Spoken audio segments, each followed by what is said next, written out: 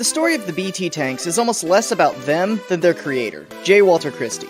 Christie had made his name building race cars after the turn of the century, and as World War I began, he shifted his creative vision from civilian vehicles to military vehicles.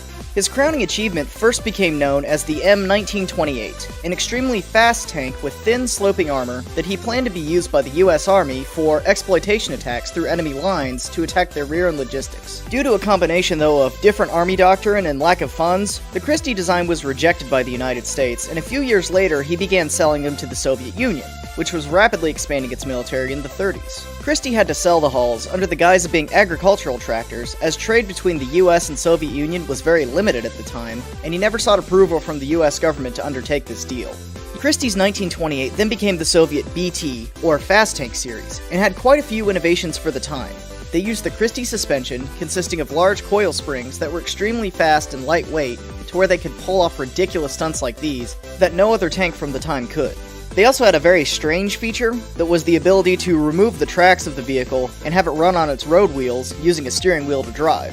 All of which seem like weird choices, but knowing that Christie was a previous sports car designer, it all makes more sense. The Russians then went on to build these things in the thousands, including the BT-2, BT-5, and BT-7, all with various upgrades. In practice though, the BT tanks did not perform as well as hoped due to the scenarios they found themselves in. The highlight of their combat career, at least as far as numbers go, took place in Finland in 1940 and during Operation Barbarossa in 1941, where they were either not able to move very well and got bogged down in the case of Finland, or had to be used as defensive weapons, which they were not meant for in the Soviet Union, making the BTs the right tank for the wrong war.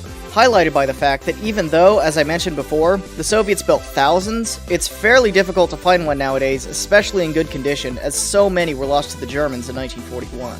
Although they did see more success in the East against the Japanese, and in Poland and in the Spanish Civil War, where they were able to be used more in their designed role. The BTs did have a few variants made, most notably the Finnish BT-42 conversion, and they heavily influenced the design of the T-34. The incredible stunts it pulled off, though, including the longest jump ever performed by a tank, solidify, at least in my opinion, its meme status.